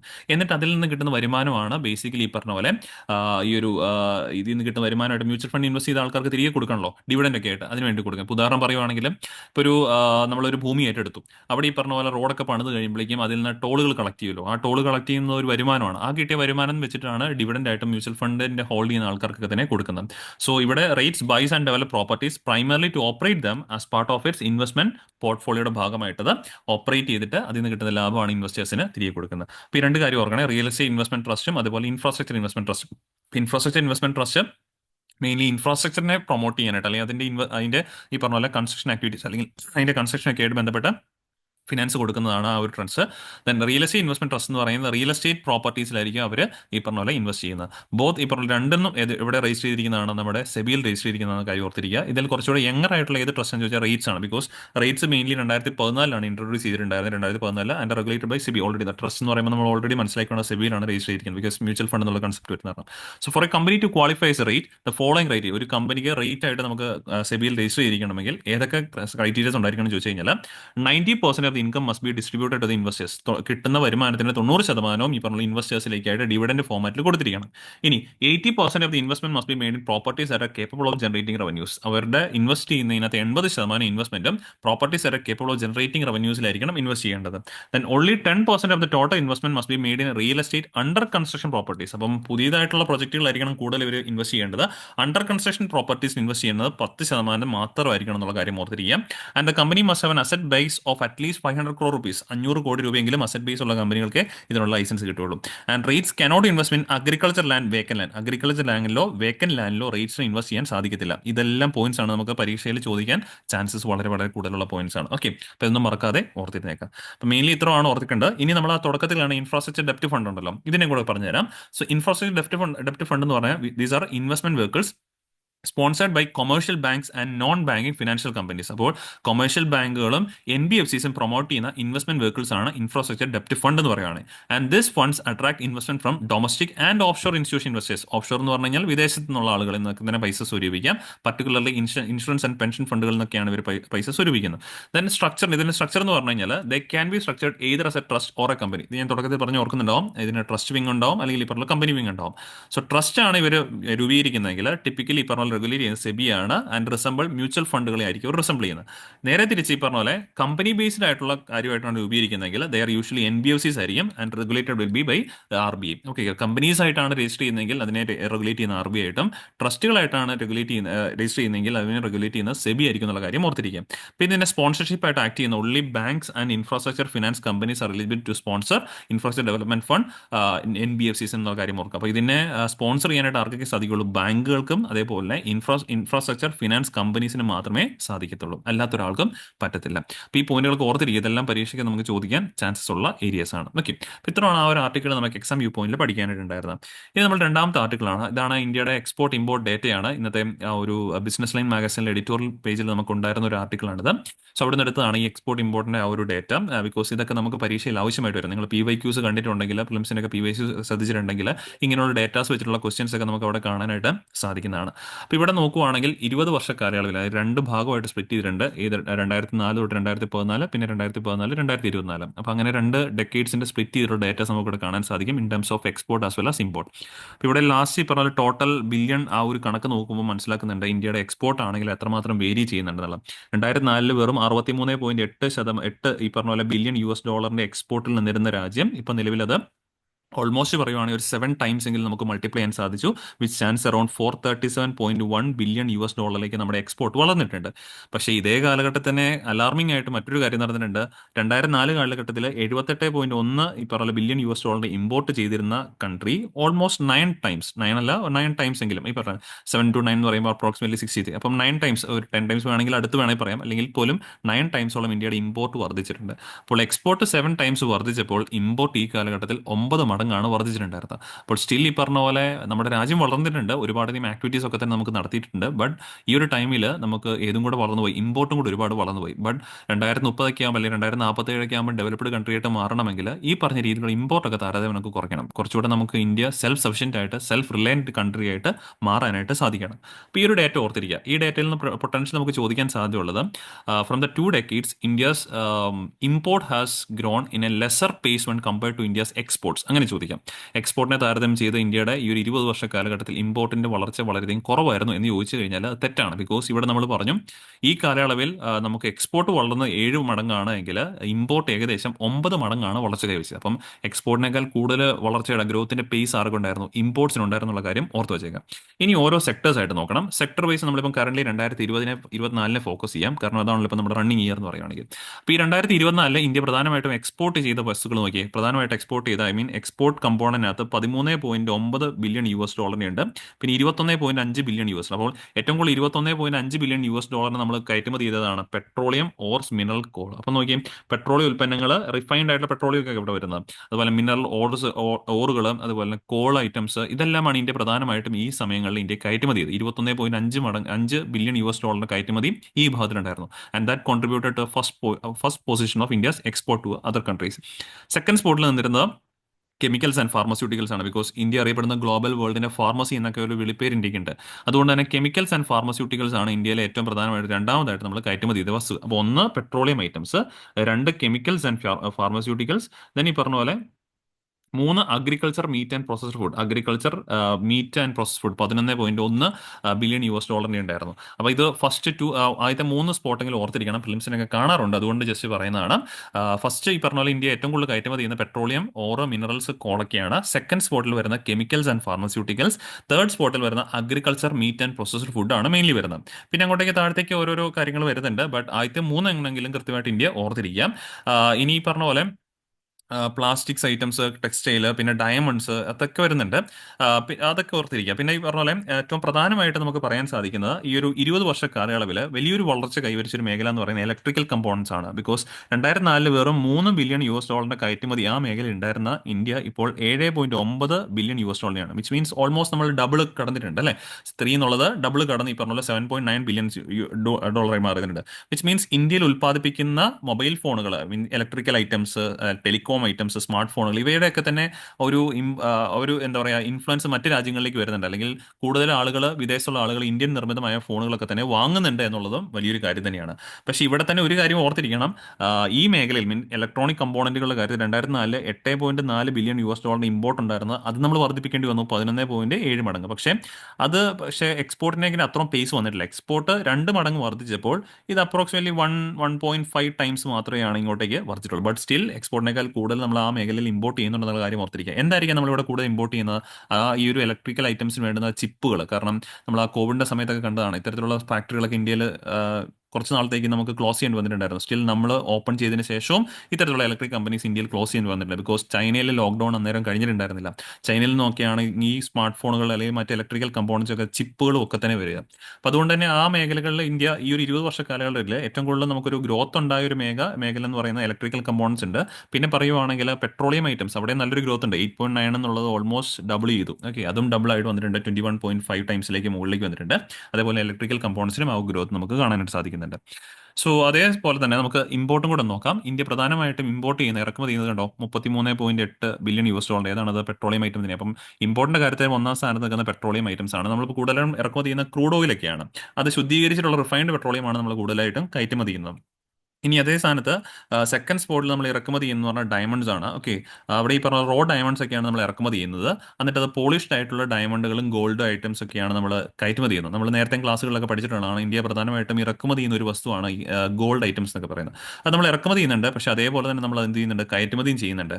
അത് പോളിഷ്ഡ് ആയിട്ടുള്ള ഫോർമാറ്റിൽ ജ്വല്ലറി ഐറ്റംസ് ആയിട്ടൊക്കെയാണ് നമ്മളത് കയറ്റുമതി ചെയ്യുന്നത്. പക്ഷേ ഈ ഗോൾഡ് ഡയമണ്ട്സ് പ്രൊഡക്റ്റുകളിലൊക്കെ തന്നെ കയറ്റുമതിയിൽ ഇന്ത്യക്ക് കുറവ് കാണുന്നുണ്ട് അല്ലേ. 16.9, പിന്നെ 13, ഇപ്പം നിലവിൽ അത് 7.5 മാത്രമേ ഉള്ളൂ. അതൊരു വലിയൊരു പ്രശ്നം തന്നെയാണ്. ഇന്ത്യയുടെ മേഖലയിൽ അത് കുറയുന്നു, എക്സ്പോർട്ട് കുറയുന്നുള്ളത്. പക്ഷേ ഈ കാലഘട്ടത്തിൽ ഇമ്പോർട്ട് താരതമ്യേന ഇച്ചിരി കൂടി നിൽക്കുന്നുണ്ട്. കമ്പയർഡ് ടു എക്സ്പോർട്ടിനേക്കാളും കൂടി നിൽക്കുന്നുണ്ട്. സോ ഫസ്റ്റ് സ്പോട്ട് ഈ പറഞ്ഞ പോലെ ഇന്ത്യ ഇറക്കുമതി ചെയ്യുന്ന പെട്രോളിയം ഐറ്റംസ്, സെക്കൻഡ് ഈ പറഞ്ഞ പോലെ ഡയമണ്ട്സ് ഗോൾഡ് ഐറ്റംസ്, പിന്നെ അതിനുശേഷം ഈ പറഞ്ഞ പോലെ തേർഡ് സ്പോട്ടിൽ നിൽക്കുന്നത് പറയുന്നത് നമ്മുടെ ഇലക്ട്രിക്കൽ കമ്പൗണ്ട്സ് ആണ്. 11.7 ഉണ്ട്. അപ്പോൾ സെക്കൻഡ് ഈ പറഞ്ഞ പോലെ 11.7, തേർഡ് ആണ് ഡയമണ്ട്സിന്റെ കാര്യത്തിലേക്ക് 11.6 വരുന്നത്. അപ്പോൾ ആ ഒരു ഡേറ്റ ഓർത്തിരിക്കുക. ഇന്ത്യ പ്രധാനമായിട്ടും ഇറക്കുമതി ചെയ്യുന്ന ഏതൊക്കെ വസ്തുക്കളാണ് ഇന്ത്യ പ്രധാനമായിട്ടും കയറ്റുമതി ചെയ്യുന്നതാണ്. പിന്നെ ഞാൻ പറഞ്ഞ പോലെ തുടക്കത്തിൽ പറഞ്ഞ പോലെ ഈ 20 വർഷ കാലയളവ് കമ്പയർ ചെയ്യുമ്പോഴേക്കും ഇന്ത്യയുടെ എക്സ്പോർട്ട് ഓൾമോസ്റ്റ് 7 ടൈംസ് മൾട്ടിപ്ലൈ ചെയ്തു. ബട്ട് ഇമ്പോർട്ട് ഓൾമോസ്റ്റ് 9 ടൈംസ് ആണ് നമുക്ക് മൾട്ടിപ്ലൈ ചെയ്യേണ്ടി വന്നിട്ടുണ്ടായിരുന്നത്. അപ്പോൾ ഇമ്പോർട്ടിന്റെ പേസ് എക്സ്പോർട്ടിനേക്കാളും കൂടുതലാണ്. പിന്നെ ഏറ്റവും കൂടുതൽ നമ്മൾ നിലവിലെ കയറ്റുമതി ചെയ്യുന്ന വസ്തുക്കൾ petroleum items, 2 chemical and pharmaceutical, 3 agriculture, meat and processed ഫുഡാണ്. നേരെ തിരിച്ച് ഇന്ത്യ പ്രധാനമായിട്ടും ഇറക്കുമതി ചെയ്യുന്ന ഫസ്റ്റ് സ്പോട്ടിൽ നിൽക്കുന്ന പെട്രോളിയം ഓർസ് ആൻഡ് മിനറൽസ് ആണ്. സെക്കൻഡ് സ്പോട്ടിൽ നിൽക്കുന്ന ഇലക്ട്രിക്കൽ കമ്പോണൻസ്, തേർഡ് സ്പോട്ടിൽ നിൽക്കുന്ന ഡയമണ്ട്സ് ഗോൾഡ് ആൻഡ് പ്രൊഡക്ട്സ് ആണ്. ഇനി ഈ ഒരു 20 വർഷ കാലയളവിൽ ഏറ്റവും കൂടുതൽ കയറ്റുമതിയിൽ നമുക്ക് വർധനവ് കണ്ടത് 2 മേഖലയിലുണ്ട്. ഒന്ന് ഇലക്ട്രിക്കൽ കമ്പോണൻസിന്റെ കാര്യത്തിലും, 2 പെട്രോളിയം ഓർസ് ആൻഡ് മിനറൽസിന്റെ കാര്യത്തിലും നമുക്ക് വർധനവ് കണ്ടിട്ടുണ്ടായിരുന്നു. ഏറ്റവും കൂടുതൽ ഒരു ഇൻക്രീസ്ഡ് ബേസ് കാണുന്നുണ്ട്. ഇനി ഇമ്പോർട്ടിന്റെ കാര്യത്തിൽ നോക്കുവാണെങ്കിൽ നമുക്ക് ഒരു ഓൾമോസ്റ്റ് സിമിലർ എന്നാണ് പറയാൻ പറ്റുന്നത്. ബിക്കോസ് വലിയ കൂടുതൽ ഒരു ഡ്രാസ്റ്റിക് ആയിട്ട് വലിയ രീതിയിലൊരു വർധനമെന്ന് പറയുന്നത് ആകെപ്പാടെ നമ്മൾ നോക്കുവാണെങ്കിൽ ഈ ഒരു ഇലക്ട്രിക്കൽ കമ്പോണൻസിന്റെ കാര്യത്തിലാണ് 8.4 എന്നുള്ള 11.7. ബാക്കിയെല്ലാം തന്നെ ഒരു ഓൾമോസ്റ്റ് ഒരു സിമിലർ ഒരു കോൺസ്റ്റന്റ് പേസിൽ തന്നെയാണ് നിൽക്കുന്നത്. ഓക്കെ, അപ്പോൾ അത്രയും കാര്യങ്ങൾ ഓർത്തിരിക്കുക. ഇത്രയാണ് ഈ ഒരു ആർട്ടിക്കിളിൽ നമുക്ക് എടുത്ത് നമുക്ക് പഠിക്കാനായിട്ടുണ്ടായിരുന്നത്. പിന്നെ ഇവിടെ നമ്മൾ ഒരു കാര്യം കൂടെ ഒന്ന് നോട്ട് ഡൗൺ ചെയ്യണം. 2014 കടത്തി കണ്ടോ, പെട്രോളിയം ഐറ്റംസ് നമുക്ക് $42.3 ബില്യൺ ഉണ്ടായിരുന്നു. ഇത് നമ്മൾ നിലവിൽ 33.8 ഉള്ളൂ. ബിക്കോസ് 10 വർഷത്തിനിടയിൽ ഇന്ത്യയിലെ പെട്രോളിയം ഐറ്റത്തിന്റെ ഇറക്കുമതിയിൽ ഗണ്യമായ രീതിയിൽ കുറവ് നമുക്ക് കൊണ്ടുവരാൻ സാധിച്ചു. എന്തായിരിക്കും അതിന് കാരണം? ബിക്കോസ് നമ്മുടെ എക്കണോമിയിൽ ഇപ്പോൾ നമ്മൾ കൂടുതൽ ക്ലീനർ ഫ്യൂവൽസ് പ്രൊമോട്ട് ചെയ്യുന്നുണ്ടല്ലേ. സോളാർ ബേസ്ഡ് ആയിട്ടുള്ള മീൻസ് ഇലക്ട്രിസിറ്റി ആണെങ്കിലും നമ്മൾ റിന്യൂവബിൾ സോഴ്സിലൂടെ പ്രൊഡ്യൂസ് ചെയ്യാൻ ശ്രമിക്കുന്നു. വാഹനങ്ങളാണെങ്കിലും കൂടുതൽ നമ്മൾ ഇലക്ട്രിഫൈഡ് ആയിട്ടുള്ള വാഹനങ്ങൾ പ്രൊമോട്ട് ചെയ്യുന്നു. അപ്പോൾ അതിൻ്റെയൊക്കെ ഭാഗമായിട്ട് കുറേയൊക്കെ നമുക്ക് ഓയിൽ മീൻസ് എസ്പെഷ്യലി ക്രൂഡ് ഓയിലിനൊക്കെ തന്നെ ഇറക്കുമതി നമുക്ക് കുറയ്ക്കാനായിട്ട് സാധിച്ചിട്ടുണ്ട്. കുറച്ചുകൂടെ കമ്പാരിറ്റീവ്ലി ക്ലീനർ ഫ്യൂലിലേക്ക് നമ്മൾ മാറിയതിന്റെ ഭാഗമായിട്ട്. അപ്പം അങ്ങനെയുള്ള ഡേറ്റാസും ഇതിൽ നിന്ന് നമുക്ക് മനസ്സിലാക്കാൻ സാധിക്കുന്നുണ്ട്. അപ്പം വളരെ നല്ലൊരു ആർട്ടിക്കിളാണിത്. ഈ ഒരു ഡേറ്റ കൃത്യമായിട്ട് ഓർത്തിരിക്കുക. കഴിയുവാണെങ്കിൽ അതൊന്ന് സ്ക്രീൻഷോട്ട് ചെയ്ത് ഈ പറഞ്ഞ പോലെ നമ്മൾ പരീക്ഷയുടെ പോയിന്റ് ഓഫ് വ്യൂ ഒന്ന് ഓർത്ത് വെക്കുന്നു എപ്പോഴും നല്ലതായിരിക്കും. ഓക്കെ, സോ നമുക്ക് അടുത്ത ആർട്ടിക്കിളിലേക്ക് മൂവ് ഓൺ ചെയ്യാം. മൂന്നാമത്തെ ആർട്ടിക്കിളാണ് India needs to resolve tricky demographic issues ആണ് ആർട്ടിക്കിൾ ഹെഡ്ലൈൻ ആയിട്ട് മാറിയിരിക്കുന്നത്. അപ്പോൾ ഈ ഡെമോഗ്രാഫിക്കിന്റെ ആർട്ടിക്കിൾ ഇതിന് മുമ്പത്തെ തവണ മൾട്ടിപ്പിൾ ടൈംസ് നമ്മൾ കണ്ടിട്ടൊക്കെയുള്ളതാണ്. എനിവേ ഈ പറഞ്ഞ പോലെ നമ്മൾ കുറച്ചുകൂടി ഡേറ്റാസ് നമ്മൾ പല ക്ലാസ്സുകളിലൊക്കെ ആയിട്ട് പഠിച്ചിട്ടുള്ള കുറേ ഡേറ്റാസ് നമ്മൾ ഇവിടെ കൺസോൾഡേറ്റ് ആയിട്ട് കാണാനായിട്ട് സാധിക്കുന്നുണ്ട്. അപ്പോൾ നിലവിൽ ഇതിനകത്ത് 1-2 കാര്യങ്ങൾ പറയുവാണെങ്കിൽ ഇന്ത്യയുടെ മീഡിയൻ ഏജിനെ കുറിച്ചിട്ട്, ഇപ്പോൾ മീഡിയൻ ഏജിന് നമ്മൾ ഇവിടെ കാണുന്നത് 29 ഇയേഴ്സ് ആണ്. ബട്ട് ചിലയിടങ്ങളിൽ നമ്മൾ നോക്കുമ്പോൾ 28 ഇയേഴ്സ് 27 ഒക്കെ കാണാനായിട്ട് സാധിക്കുന്നുണ്ട്. ആക്യുറേറ്റ് ആയിട്ടുള്ള ഡേറ്റ നമുക്ക് കിട്ടണമെങ്കിൽ നമ്മുടെ സെൻസസ് നടക്കണം. അടുത്ത വർഷമാണ് നമ്മുടെ സെൻസസ് ഇന്ത്യയിൽ കണ്ടക്ട് ചെയ്യുന്നുണ്ട്. അപ്പോൾ അത് കണ്ടക്ട് ചെയ്തെങ്കിൽ മാത്രമേ ഉള്ളൂ ഇന്ത്യയുടെ മീൻ ഏജ് എത്രത്തോളം ഉണ്ടെന്ന് നമുക്ക് പറയാനായിട്ട് സാധിക്കും. ഇപ്പം നിലവിൽ പറയുന്ന ഡേറ്റാസ് ഒക്കെ പല ഡേറ്റാസ് നോക്കുവാണെങ്കിൽ 28, 27, 28, 9 ഒക്കെയാണ് പലപ്പോഴും പറയാറുള്ളത്. എനിവേ ഇന്ത്യയുടെ ടോട്ടൽ ജനസംഖ്യയുടെ അല്ലെങ്കിൽ പറഞ്ഞ പോലെ ടോട്ടൽ ജനസംഖ്യയുടെ അല്ലെങ്കിൽ 35 വയസ്സിൽ താഴെയുള്ളതാണ് ഇന്ത്യയുടെ ടോട്ടൽ ജനസംഖ്യയിൽ 65% എന്നുള്ള കാര്യം ഓർത്തിരിക്കാം. അപ്പോൾ അത് നല്ലൊരു പോയിന്റ് തന്നെയാണ്. ബിക്കോസ് ഒരു വർക്കിംഗ് ഏജിലുള്ള കൂടുതൽ ആൾക്കാരും ഉണ്ട് നിലവിൽ ഇന്ത്യ. ഇതൊക്കെ വെച്ചിട്ടാണ് ഇന്ത്യക്ക് 2047 നിസ്സംശയം നമുക്ക് ഡെവലപ്ഡ് കൺട്രി ആയിട്ട് മാറാൻ സാധിക്കും എന്നുള്ള കാര്യമൊക്കെ തന്നെ ബേസിക്കലി പറയുന്നത്. ഇവിടെ നമ്മൾ മെയിൻലി കമ്പയർ ചെയ്യുന്ന കുറച്ച് TFR റേറ്റ് വെച്ചിട്ടാണ്. TFR എന്ന് പറയുമ്പോൾ ടോട്ടൽ ഫെർട്ടിലിറ്റി റേറ്റ് ആണ്. എസ്പെഷ്യലി പറഞ്ഞ പോലെ നമുക്ക് ആ ഒരു ഇന്ത്യയിലെ ഫാമിലി പ്ലാനിംഗ് ഒക്കെ തന്നെ തുടങ്ങിയതിന് ശേഷം വലിയൊരു രീതിയിലുള്ള ഒരു ഡെമോഗ്രാഫിക് ചേഞ്ച് നമുക്ക് കണ്ടുവരാൻ തുടങ്ങിയിട്ടുണ്ടായിരുന്നു. ബിക്കോസ് ഫാമിലി പ്ലാനിങ് കാര്യങ്ങളൊക്കെ വന്നു കഴിഞ്ഞപ്പോഴേക്കും ബെറ്റർ ആയിട്ടുള്ള health care, education, nutrition, employment opportunities, birth control measures, അങ്ങനെയൊക്കെയുള്ള കാര്യങ്ങളിലൊക്കെ തന്നെ ഒരുപാടധികം അഡ്വാൻസ്മെന്റ് നമുക്ക് നടത്തിയതിന്റെ ഭാഗമായിട്ട് TFR rate, total fertility rate ഇന്ത്യയിലാണെങ്കിൽ നമുക്ക് ആവറേജ് കുറയ്ക്കാൻ സാധിച്ചിട്ടുണ്ടായിരുന്നു. നിലവിൽ ഇന്ത്യയുടെ ടോട്ടൽ ഫെർട്ടിലിറ്റി റേറ്റ് എന്ന് പറയുന്നത് ബിലോ 2.1, ഇറ്റ്സ് അറൌണ്ട് 2.0 ആയിട്ടാണ് വിലയിരുത്തുന്നത്. TFR ടോട്ടൽ ഫെർട്ടിലിറ്റി റേറ്റ് എന്താണെന്ന് ചോദിച്ചു കഴിഞ്ഞാൽ ആ ഒരു ആവറേജ് ഈ പറഞ്ഞ പോലെ ഇന്ത്യയിലെ ഒരു സ്ത്രീ പറഞ്ഞ പോലെ ആളുടെ റീപ്രൊഡക്റ്റീവ് ഏജിൽ ജന്മം നൽകുന്ന കുട്ടികളുടെ ഒരു കണക്കിനെയാണ് TFR റേറ്റ് ഡിനോട്ട് ചെയ്യുന്നത്. അപ്പോൾ ഇവിടെ 2.0, 2.1 താഴെ എന്ന് പറഞ്ഞു കഴിഞ്ഞാൽ 2.1 ആണ് നമ്മൾ റീപ്ലേസ്മെന്റ് ലെവൽ എന്ന് പറയുന്നത്. വിച്ച് മീൻസ് നമുക്ക് പോപ്പുലേഷൻ ഒരുപാടധികം വർധനവില്ല, കുറവുമില്ല എന്ന രീതിയിൽ പോകുന്നതിനാണ് റീപ്ലേസ്മെന്റ് റേറ്റ്. അത് 2.1 ആണ് പറയപ്പെടുന്നത്. ബട്ട് ഇന്ത്യയിലെ ആവറേജ് എന്ന് പറയുന്നത് 2.1 താഴെ 2.0, വിച്ച് മീൻസ് അതുകൊണ്ടൊക്കെയാണ് ഇന്ത്യയുടെ ടോട്ടൽ പോപ്പുലേഷൻ ആണെങ്കിൽ 2060 ശേഷം പതുക്കെ പതുക്കെ ഡിക്ലൈൻ ചെയ്യാൻ തുടങ്ങുമെന്ന് പറയുന്നത്.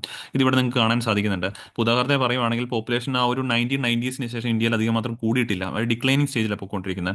2021 നമ്മുടെ പോപ്പുലേഷന്റെ ചേഞ്ച് എന്ന് പറയുന്നത് ബെയർലി 1% മാത്രം, 1% മാത്രമേ അഡീഷൻ വന്നിട്ടുള്ളൂ. ഈ ഒരു ഗ്രോത്ത് ഈ പറഞ്ഞ പോലെ 2060 വരെ പോകും. ഓക്കെ, ആ ഒരു ചെറിയ രീതിയിലുള്ള അഡീഷൻ ഉണ്ടാവും. 2060 ശേഷം ഇന്ത്യയിലെ population will start to decline എന്നാണ്, കുറയാൻ തുടങ്ങുമെന്നാണ് പറയപ്പെടുന്നത്. അത് മാത്രമല്ല യു എൻ പോപ്പുലേഷൻ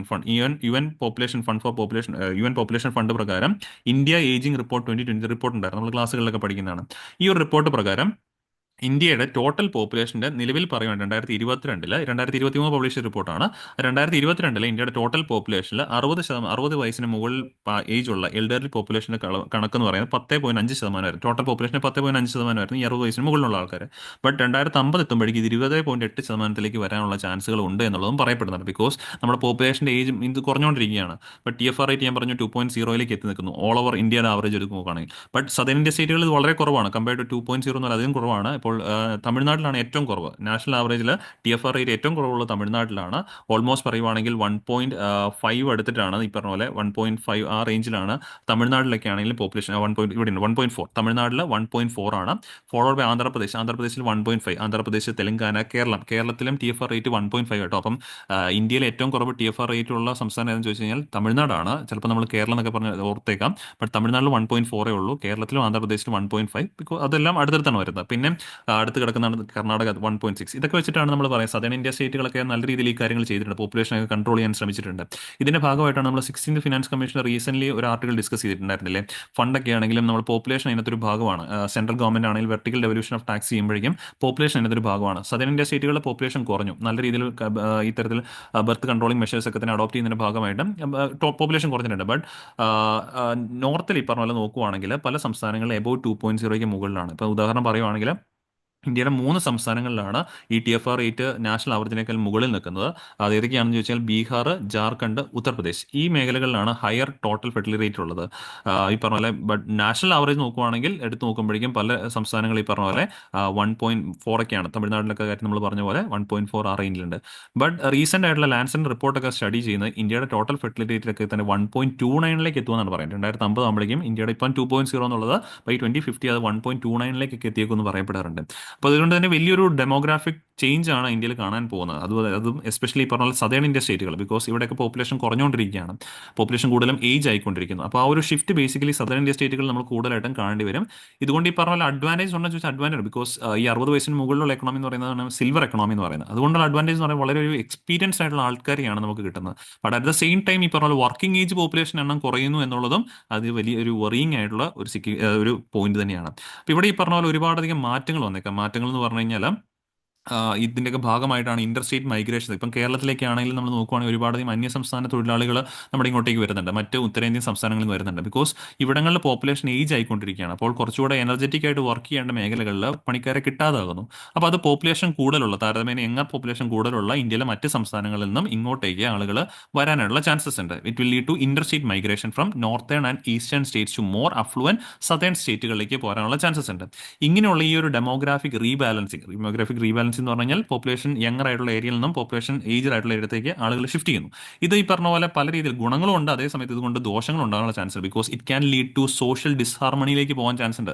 നമ്മളാണെങ്കിൽ നമ്മുടെ നാട്ടിൽ പലപ്പോഴും കാണാറുണ്ടല്ലോ. അതുപോലെ എക്കണോമിക് സ്ലോ ഡൗണിലേക്ക് പോകാനുള്ള സിറ്റുവേഷൻസ് ഉണ്ട്, പൊളിറ്റിക്കൽ ഡിസിക്ലിബറിയത്തിലേക്ക് പോകാം, കോൺസ്റ്റിറ്റ്യൂഷണൽ കോംപ്ലിക്കേഷൻസിലൊക്കെ തന്നെ ഇത് പോകാനായിട്ടുള്ള ചാൻസ് ഉണ്ട് ഇഫ് നോട്ട് മാനേജ് പ്രോപ്പർലി. അപ്പം അതുകൊണ്ട് തന്നെ ഈ പറഞ്ഞ പോലെ ഈ ഒരു ഷിഫ്റ്റ് ബേസിക്കലി നമുക്ക് തടയാനായിട്ട് പറ്റത്തില്ല. ബിക്കോസ് ഇന്ത്യയുടെ പോപ്പുലേഷൻ അത് എഡ്യൂക്കേഷൻ ആകും തോറും ഈ പറഞ്ഞ പോലെ പോപ്പുലേഷൻ്റെ കാര്യത്തിൽ കൺസേൺ ഒക്കെ ആകും കൂടുതൽ ആളുകൾ. അപ്പോൾ ഓട്ടോമാറ്റിക്കലി ഈ പറഞ്ഞ പോലെ ടോട്ടൽ ഫെർട്ടിലിറ്റി റേറ്റിലേക്ക് ആണെങ്കിലും കുറവുകൾ വരും.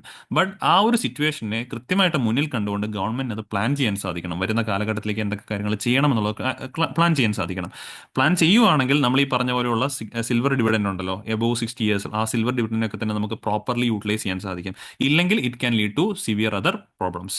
ലൈക്ക് ഈ പറഞ്ഞ സേഫ്റ്റി നെറ്റുകളൊക്കെ നമുക്ക് ഈ പറഞ്ഞ പോലെ മീൻസ് അവരെ കൂടുതൽ സംരക്ഷിക്കേണ്ട ആവശ്യങ്ങളുണ്ട്. അതുപോലെ തന്നെ കെയർ എക്കണോമി എന്ന് പറയുമ്പോൾ ഇപ്പം നമ്മുടെ നാട്ടിൽ കെയർ എക്കണോമിയുടെ ഭാഗമായിട്ട് ജോലി ചെയ്യുന്നതാണ് കൂടുതലും സ്ത്രീകൾ. അതുകൊണ്ടാണ് സ്ത്രീകളുടെയൊക്കെ വർക്ക് എന്തുകൊണ്ട് നമുക്ക് GDP-യിലേക്ക് ആഡ് ചെയ്യാൻ പറ്റുന്നില്ല എന്ന് ചോദിച്ചാൽ കെയർ എക്കണോമി നിലവിൽ അൺപെയ്ഡ് ആണ് മിക്ക വർക്കുകളും. അതുകൊണ്ട് നമുക്ക് ആഡ് ചെയ്യാൻ സാധിക്കുന്നില്ല. ബട്ട് അങ്ങനെയുള്ള കെയർ എക്കണോമിക്ക് നമുക്ക് ഡെവലപ്പ് ചെയ്യണം.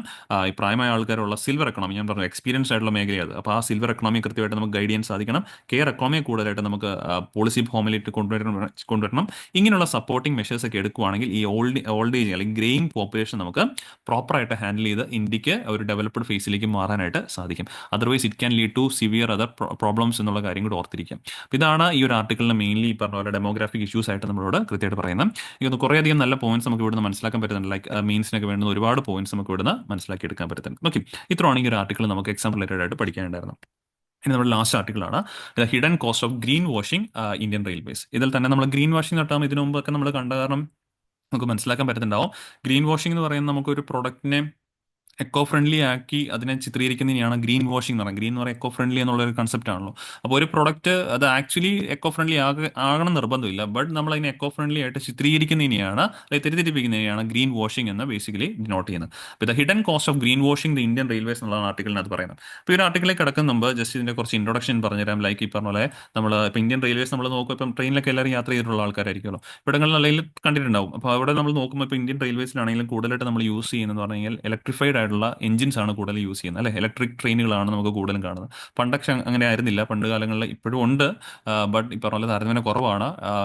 കോൾ പവേർഡ് അല്ലെങ്കിൽ ഈ പറഞ്ഞ പോലെ ഡീസൽ പവേർഡ് ആയിട്ടുള്ള എഞ്ചിൻസ് ഒക്കെ കൂടുതൽ നമ്മൾ ഉപയോഗിച്ചുകൊണ്ട കാലഘട്ടം ഉണ്ടായിരുന്നു. ഇപ്പം പതുക്കെ പതുക്കെ നമ്മൾ ഫേസ് ഔട്ട് ചെയ്ത് ഇപ്പം കൂടുതലായിട്ട് നമ്മൾ ഉപയോഗിക്കുന്നത് ഇലക്ട്രിഫൈഡ് ആയിട്ടുള്ള എഞ്ചിൻസ് ആണ് ഉപയോഗിക്കുന്നത്. എന്തിനാണ് നമ്മൾ അങ്ങനെ ഇലക്ട്രിഫൈഡ് ആയിട്ടുള്ള എഞ്ചിൻസ് ഉപയോഗിക്കുന്നത് ചോദിച്ചു കഴിഞ്ഞാൽ റെയിൽവേസിലെ കാർബൺ എമിഷൻസ് കുറയ്ക്കാനായിട്ടാണ്. ഇത്തരത്തിൽ കോൾ ബേൺ ചെയ്തിട്ടുള്ള അല്ലെങ്കിൽ ഡീസൽ പവേർഡ് ആയിട്ടുള്ള എഞ്ചിൻസ് വരുന്ന പുകയുടെ അളവ് കുറച്ച് കൂടുതൽ നമുക്ക് കാർബൺ ന്യൂട്രലിറ്റി ആയിട്ട് മാറ്റണം റെയിൽവേസിനെ. ഓൾ ഓവർ ഇന്ത്യയിൽ നമ്മൾ കാർബൺ ന്യൂട്രാലിറ്റി അച്ചീവ് ചെയ്യാൻ ശ്രമിക്കുന്നത് 2070 ബട്ട് റെയിൽവേയുടെ പദ്ധതി പ്രകാരം ബൈ 2030 റെയിൽവേസിന് ഈ പറഞ്ഞ പോലെ കാർബൺ ന്യൂട്രലായിട്ട് മാറണം എന്നുള്ളതാണ് റെയിൽവേയുടെ പദ്ധതി. അതിന്റെ ഭാഗമായിട്ട് 2018 ഗവൺമെന്റ് ക്യാബിനറ്റ് ഡിസിഷൻ പ്രകാരം നമ്മൾ 100% റെയിൽവേ ഈ പറഞ്ഞ പോലെ ഇലക്ട്രിഫിക്കേഷനിലേക്ക് പോകണം എന്നുള്ള തീരുമാനം എടുക്കുന്നു. ഇതിന്റെ ഭാഗമായിട്ട് 2022 നാഷണൽ റെയിൽ പ്ലാൻ അവതരിപ്പിക്കുകയാണ്. നാഷണൽ റെയിൽ പ്ലാൻ അവതരിപ്പിക്കുകയാണ്. നാഷണൽ റെയിൽ പ്ലാൻ 2022 അവതരിപ്പിക്കുന്നു. ആൻഡ് അത് എയിം ചെയ്തിരിക്കുന്നത് ആ നാഷണൽ റെയിൽ പ്ലാൻ അച്ചീവ് ചെയ്യാനോട് ഉദ്ദേശിക്കുന്ന ഡേറ്റ് എന്ന് പറയുന്നത് 2030 ആണ്. 2030 റെയിൽ പ്ലാൻ ആണ്. ഈ റെയിൽ പ്ലാൻ ഉദ്ദേശിക്കുന്ന പോയിന്റ് ആണ് ബൈ 2030 നമ്മൾ 100% റെയിൽവേ ഇലക്ട്രിഫൈഡ് ആകണം, നെറ്റ് കാർബൺ ന്യൂട്രലായിട്ട് മാറാനായിട്ടൊക്കെ സാധിക്കണം, ഫേസ് ഔട്ട് ചെയ്യണം, നമ്മൾ ഡീസൽ എഞ്ചിൻസ് ഒക്കെ ഫേസ് ഔട്ട് ചെയ്യണം എന്നുള്ളൊരു പോയിന്റ് ഇതിനകത്ത് വരുന്നുണ്ട്. അതോടൊപ്പം തന്നെ നിലവിൽ നമ്മൾ ഗുഡ്സ് ഒക്കെയാണെങ്കിലും ട്രാൻസ്പോർട്ട് ചെയ്യാനായിട്ട് റെയിൽവേസ് ഉപയോഗിക്കാറുണ്ട്. ബട്ട് അതൊരു മിയർ പോപ്പുലേഷൻ മാത്രമേ ഉള്ളൂ. മെയിൻലി നമ്മുടെ നാട്ടിലെ ഗുഡ്സുകളൊക്കെ തന്നെയാണ് ട്രാൻസ്പോർട്ടേഷൻ ചെയ്യുന്നത്, ട്രക്കുകൾ മുഖാന്തരമാണ് ട്രാൻസ്പോർട്ട് ചെയ്യുന്നത്. നിലവിൽ ഏകദേശം അപ്രോക്സിമേറ്റ്ലി ഒരു 20% മാത്രമേ ഉള്ളൂ, 22% മാത്രമേ ഉള്ളൂ നമ്മൾ റെയിൽവേസ് ഉപയോഗിച്ച് ഗുഡ്സ് ട്രാൻസ്പോർട്ട് ചെയ്യുന്നുള്ളൂ. ബാക്കി ഒരു ചങ്ക് പോർഷനും റോഡ് വേസ് മുഖാന്തരമാണ്. ബൈ 2030 നമുക്ക് ഈ ഒരു 20% എന്നുള്ളത് അതൊരു 45% ഇൻക്രീസ് ചെയ്യണം എന്നുള്ളതും നാഷണൽ റെയിൽ പ്ലാനിന്റെ പദ്ധതിയായിട്ട് പറയപ്പെടുന്നുണ്ട്. അതിന്റെ ഭാഗമായിട്ട് കൂടുതൽ നമുക്ക് ഡെഡിക്കേറ്റഡ് ആയിട്ടുള്ള ഫ്രീറ്റ് കോറിഡോർസ്, സെപ്പറേറ്റ് ആയിട്ട് ട്രാക്കുകൾ for the movement of goods trains. ഇപ്പം നിലവിൽ നമ്മുടെ നോർമൽ ട്രാക്കുകളിലൂടെയാണ് പാസഞ്ചർ ട്രെയിനുകളും ഗുഡ്സ് ട്രെയിനും മൂവ് ചെയ്യുന്നത്. അതുകൊണ്ട് തന്നെയാണ് ഗുഡ്സ് ട്രെയിനുകൾക്ക് താരതമ്യേന അവയ്ക്ക് അലോക്കേറ്റ് ചെയ്യുന്ന ആ ഒരു സ്പീഡ് കൈവരിക്കാൻ സാധിക്കുന്നില്ല. Because tracks are design for passenger train മൂവ്മെന്റിന് വേണ്ടിയുള്ള ട്രാക്കുകൾ നമ്മുടെ നാട്ടിലുള്ള. അപ്പോൾ അതിന്റെ ഭാഗമായിട്ട് അല്ലെങ്കിൽ ആ പ്രശ്നം പരിഹരിക്കാനായിട്ട് ഡെഡിക്കേറ്റഡ് ആയിട്ടുള്ള ഫ്രീറ്റ് കോറിഡോർസ്, ഗുഡ്സ് ട്രെയിനുകൾ മൂവ് ചെയ്യാനായിട്ട് ട്രാക്കുകൾ നമ്മൾ പണിയാൻ ഉദ്ദേശിക്കുന്നു. അപ്പം അങ്ങനെയൊക്കെ ഈ പറഞ്ഞ പോലെ പതുക്കെ പതുക്കെ ഈ 20% ഉള്ള 45% ഓഫ് ട്രാൻസ്പോർട്ട് ഷെയർ റെയിൽവേസിലേക്ക് കിട്ടണം എന്നുള്ളതൊക്കെയാണ് ഈ നാഷണൽ റെയിൽ പ്ലാനിലൂടെ ഉദ്ദേശിക്കുന്നത്. അതുവഴി ഈ പറഞ്ഞ റെയിൽവേസിനാണ് എക്സ്ട്രാ പൈസ ഈ പറഞ്ഞ പോലെ ബിസിനസ് ഓപ്പർച്യൂണിറ്റി ആയിട്ട് കണ്ടെത്താനായിട്ട് സാധിക്കും. അപ്പോൾ ഇതൊക്കെ നല്ല കാര്യമാണ് ബേസിക്കലി. പക്ഷേ ഇതിന്റെ പുറകിൽ അല്ലെങ്കിൽ ഈ പറഞ്ഞ പോലെ ഇത്തരത്തിൽ 100% ഇലക്ട്രിഫിക്കേഷൻ എന്ന് പറയുമ്പോഴേക്കും ഇതിന് ഒരുപാട് ചലഞ്ചിങ് ഫാക്ടേഴ്സ് ഉണ്ട്. ആക്ച്വലി നമ്മളിവിടെ അഡ്രസ് ചെയ്യുന്ന കീ ഇഷ്യൂ ഇനിയാണോ എന്നുള്ളത് തന്നെയാണ് ഈ ക്വസ്റ്റിനകത്ത് അല്ലെങ്കിൽ ഈ ഒരു ആർട്ടിക്കിളിനകത്ത് ഓതർ ഈ പറഞ്ഞ എഡിറ്റർ നമ്മളോട് ചോദിച്ചിരിക്കുന്നു. നല്ല കാര്യമാണ് ഈ പറഞ്ഞ പോലെ നമ്മുടെ റെയിൽവേ ഇലക്ട്രിഫൈ ചെയ്യുന്നത്. പക്ഷേ അതിലൂടെ നമ്മൾ ഉദ്ദേശിക്കുന്ന ആ ഒരു എഫക്റ്റ് നമ്മുടെ എക്കണോമിയിലേക്ക് കിട്ടും എന്നുള്ളതാണ് ഇതിനകത്ത് ഏറ്റവും വലിയ problem. Because according to study conducted by ഈ നിസ്ലിൻ and published by ministry of petroleum and natural gas 2014 ജനുവരി പബ്ലിഷ് ചെയ്ത റിപ്പോർട്ട് പ്രകാരം when electrification of Indian railways was proceeding at a steady conventional pace 70% of total diesel oil consumption in the country was by the transport sector. 2014 ministry of railways publish ചെയ്ത റിപ്പോർട്ടാണ്. 2018 ഇങ്ങനെ ഒരു തീരുമാനത്തിലേക്ക് railway എത്തുന്ന പോലും 100% electrification. ആ തീരുമാനം എത്തുന്നതിന് തൊട്ടു മുമ്പുണ്ടായ മിനിസ്ട്രി ഓഫ് പെട്രോളിയത്തിന്റെ ഒരു ഡേറ്റ പ്രകാരം ഇന്ത്യയിലെ 70% ഡീസൽ കൺസ്യൂം ചെയ്യുന്നത് ട്രാൻസ്പോർട്ട് സെക്ടർ ട്രക്കുകളാണ് കൺസ്യൂം ചെയ്യുന്നത്. ഇവിടങ്ങളിൽ റെയിൽവേസിന്റെ ഷെയർ എന്ന് പറയുന്നത് വെറും 3.24% മാത്രമാണ്.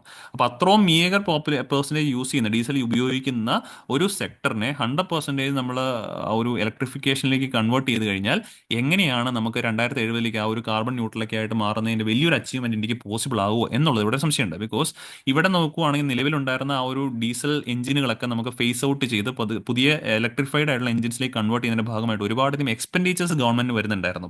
അപ്പോൾ ഇവിടെ ഈ 3.24% ഏരിയയെ നമ്മൾ ഇലക്ട്രിഫൈ ചെയ്യുന്നതിന്റെ ഭാഗമായിട്ട് അത്രയും എക്സ്പെൻഡിച്ചർ ചെയ്യുന്നതിലൂടെ ഗുണം കിട്ടിയോ എന്നുള്ളത് ഒരു പോയിന്റാണ്. ഇതിൽ തന്നെ ട്രക്സ് കൺസ്യൂം 28%, 28% നമ്മുടെ നാട്ടിൽ ഡീസൽ കൺസ്യൂം ചെയ്യുന്നത് ട്രക്സ് ആണ്. അഗ്രികൾച്ചർ സെക്ടറിൽ 13.2% ഡീസൽ മോട്ടറുകളൊക്കെ പവർ ചെയ്യുന്നതിന്റെ ഭാഗമായിട്ട്. അപ്പം ഏറ്റവും കൂടുതൽ ഉപയോഗിക്കുന്ന ട്രക്കുകൾ, അത് കഴിഞ്ഞാൽ അഗ്രികൾച്ചർ സെക്ടർ, അതൊക്കെ കഴിഞ്ഞിട്ട് 3.2% മാത്രമേ നമുക്ക് ഈ റെയിൽവേസ് ഉപയോഗിക്കുന്നുള്ളൂ. ഇവിടങ്ങളിൽ ഈ പറഞ്ഞ 2021-22 കാലഘട്ടത്തിൽ the share of railways reduce to further to about 2%. ആ ഒരു 18 നമ്മളെ ഇലക്ട്രിഫിക്കേഷൻ പരിപാടികളൊക്കെ തുടങ്ങി. അതിന്റെ ഭാഗം 2021-22 ആയപ്പോഴേക്കും നിലവിൽ നോക്കുവാണെങ്കിൽ ഇപ്പോൾ 3% ഇല്ല. നിലവിൽ എത്ര പെർസെന്റേജ് ഉള്ളൂ? 2%. ടോട്ടൽ ഡീസൽ ഉപയോഗിക്കുന്ന കൺസ്യൂമേഴ്സിൽ 2% മാത്രമാണ് ഇന്ത്യയിൽ റെയിൽവേസ് എന്ന് പറയുന്നത്. സോ 100% റെയിൽ ഇലക്ട്രിഫിക്കേഷൻ എന്ന് പറയുന്ന ഈ 2% മാത്രമേ നമുക്കത് മാറ്റാൻ പറ്റുള്ളൂ. അതാണ് ഇവിടെ leaving the elephants in the room to roam free. അതായത് ബിഗ് കൺസ്യൂമേഴ്സ് സ്റ്റിൽ അവിടെയുണ്ട്. ശരിക്കും പറഞ്ഞാൽ നമ്മൾ ഇലക്ട്രിഫൈ ചെയ്യേണ്ടിരുന്നപ്പോൾ ഏതിനെയായിരുന്നു? റോഡ് ട്രാൻസ്പോർട്ടുകളൊക്കെയാണ് കൂടുതൽ ഇലക്ട്രിഫൈ ചെയ്യേണ്ടത്. അങ്ങനെയാണെങ്കിൽ ഇതിന്റെ ഒരു എഫക്റ്റ് കൂടുതലായിരുന്നു. പക്ഷേ ഇവിടെ 2% മാത്രം, ഇനിയിപ്പോൾ 2% മാത്രമേ ഉള്ളൂ നിലവിൽ ഡീസൽ ഈ പറഞ്ഞ പോലെ റെയിൽവേസ് ഡീസൽ കൺസ്യൂം ചെയ്യുന്നുള്ളൂ. അപ്പോൾ അത് 100% എലിമിനേറ്റ് ചെയ്ത് കഴിഞ്ഞാൽ എത്രത്തോളം എഫക്റ്റ് കിട്ടുമെന്നുള്ള കാര്യത്തിൽ ഒരു മെയിൻ പോയിന്റ് തന്നെയുണ്ട്. പിന്നെ ഇവിടങ്ങളിൽ നമ്മൾ ഈ പറഞ്ഞ പോലെ റെയിൽവേസ് ഒക്കെ ആണെങ്കിൽ ഇലക്ട്രിഫൈ ചെയ്യുമ്പോൾ കൂടുതലായിട്ട് നമുക്ക് ഇലക്ട്രിസിറ്റിയുടെ ആവശ്യം വരും. ഇന്ത്യയിൽ 50%, 50% ഓഫ് ഇലക്ട്രിസിറ്റി വരുന്ന എവിടെ നിന്നാണ്? കോൾ ഫയർഡ് തെർമൽ പ്ലാന്റുകളിൽ നിന്ന്. അപ്പം ഇവിടങ്ങളിൽ നമ്മൾ ഇലക്ട്രിഫിക്കേഷന്റെ ആവശ്യം വർദ്ധിപ്പിക്കുമ്പോൾ കൂടുതൽ ഇലക്ട്രിസിറ്റി നമുക്ക് കൺസ്യൂം ചെയ്യേണ്ടി വരും. അപ്പോൾ ഈ കൂടുതൽ ഇലക്ട്രിസിറ്റി കൺസ്യൂം ചെയ്യുന്നതിന്റെ ഭാഗമായിട്ട് നമുക്ക് കൂടുതൽ ഏത് ഉപയോഗിക്കേണ്ടി വരും? കോൾ ബേൺ ചെയ്യേണ്ടി വരും. അപ്പം ഇൻഡയറക്ട്ലി നോക്കുവാണെങ്കിൽ ഇവിടെ കോൾ കൂടുതലായി ബേൺ ചെയ്യുമെന്ന് പറയുമ്പോഴേക്കും അവിടെ കാർബൺ എമിഷൻസ് കൂടുന്നുണ്ട്.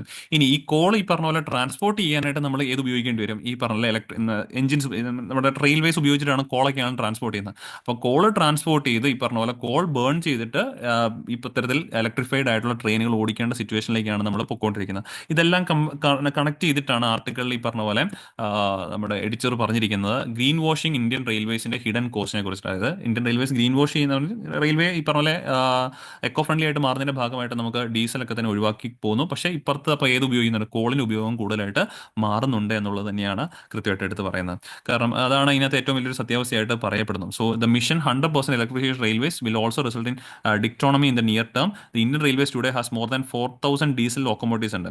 ഇതെല്ലാം ഈ പറഞ്ഞ പോലെ 100% നമ്മൾ ഇലക്ട്രിഫിക്കേഷൻ ഭാഗമായിട്ട് ഇതെല്ലാം ഒറ്റ ദിവസം കൊണ്ട് ഇത് ഒഴിവാക്കേണ്ട സിറ്റുവേഷൻ വരും. ഇത് ഫിനാൻഷ്യലി ഈ പറഞ്ഞ പോലെ പ്രശ്നങ്ങൾ ഇന്ത്യക്ക് ഉണ്ടാകാനായിട്ടുള്ള സാധ്യതയുണ്ട്. And it can lead to a disaster management and strategic purpose ആയിട്ട് മാറാനായിട്ടുള്ള ചാൻസുകളുണ്ട്. അപ്പം അതുകൊണ്ടാണ് ഈ ഒരു ഗ്രീൻ വാഷിംഗ് ഇന്ത്യൻ റെയിൽവേസ് എന്നുള്ളത് പറയുന്നത്. ഗ്രീൻ വാഷിംഗ് എന്ന് പറഞ്ഞാൽ തുടക്കത്തിൽ പറഞ്ഞിട്ടുണ്ടായിരുന്നു ഒരു ഐറ്റം എക്കോ ഫ്രണ്ട്ലി ആണ് എന്ന് തെറ്റിദ്ധരിപ്പിക്കുക, അല്ലെങ്കിൽ ഒരു എക്കോ ഫ്രണ്ട്ലി ആണ് എന്ന് പറഞ്ഞ് ഇതാക്കുന്നതിന് ആക്ച്വലി അത് അങ്ങനെയാണെന്ന് നിർബന്ധമില്ല. ഇപ്പോൾ റെയിൽവേസ് എന്ന് പറയുന്നത് നമ്മൾ 100% ഇലക്ട്രിഫിക്കേഷൻ ആക്കി. പക്ഷേ നോക്കുമ്പോൾ കൃത്യമായിട്ട് റെയിൽവേ 100% എക്കോ ഫ്രണ്ട്ലി ആണ് പറയാൻ പറ്റത്തില്ല. ബിക്കോസ് റെയിൽവേയിൽ ഉപയോഗിക്കുന്ന ഇലക്ട്രിസിറ്റി എന്ന് പറയുന്നത് നമ്മൾ കോൾ ബേൺ ചെയ്തുണ്ടാക്കുന്നത്. അതേ സമയത്ത് അവിടെ ഉപയോഗിക്കുന്ന ഇലക്ട്രിസിറ്റി നമ്മൾ സോളാറിലൂടെയും വിൻഡിലൂടെ ഉൽപ്പാദിപ്പിക്കുന്നതായിരുന്നുവെങ്കിൽ ഒരു പരിധി വരെ വേണമെങ്കിൽ പറയാമായിരുന്നു എക്കോ ഫ്രണ്ട്ലി ആണ്. പക്ഷേ ഇത് കോൾ ബേൺ ചെയ്ത് ഇലക്ട്രിസിറ്റി ആയതുകൊണ്ട് നമുക്ക് പറയാനായിട്ട് സാധിക്കത്തില്ല. ഇതാണ് ഈ പോയിന്റ് ആയിട്ട് എടുത്ത് പറഞ്ഞിരിക്കുന്നത്. ഓക്കെ, ഇത്രയാണ് ആ ഒരു ആർട്ടിക്കിൾ നമുക്ക് പഠിക്കാനുണ്ടായിരുന്നത്. ഇനി പിന്നെ നമ്മുടെ ഒരു MCQ ആണ്. നമ്മൾ നേരത്തെ ആദ്യം പഠിച്ച ഇൻഫ്രാസ്ട്രക്ചർ ഇൻവെസ്റ്റ്മെന്റ് ട്രസ്റ്റുമായിട്ട് ബന്ധപ്പെട്ട ഒരു 3 ക്വസ്റ്റൻ ആണ്. ഇത് നമുക്ക് കൃത്യമായിട്ട് നിങ്ങൾക്ക് എഴുതാൻ പറ്റും തന്നെയാണ്. നമ്മൾ നേരത്തെ പറഞ്ഞ കാര്യങ്ങൾ കേട്ടിട്ടുണ്ടെങ്കിൽ കൃത്യമായിട്ട് എഴുതാൻ പറ്റും. സോ ഇത് വായിച്ച് നോക്കിയിട്ട് how many of the above statements are correct എന്നാണ് ചോദിച്ചിരിക്കുന്നത്. കൃത്യമായിട്ട് നിങ്ങളുടെ ആൻസർ കമന്റ് ബോക്സിൽ രേഖപ്പെടുത്താം. അപ്പോൾ നമ്മൾ ഡിസ്കസ് ചെയ്ത ടോപ്പിക്സ് എല്ലാവരും ക്ലിയർ ആണെന്ന് വിശ്വസിക്കുന്നു. വീണ്ടും നമുക്ക് അടുത്ത ദിവസം കാണാം. താങ്ക്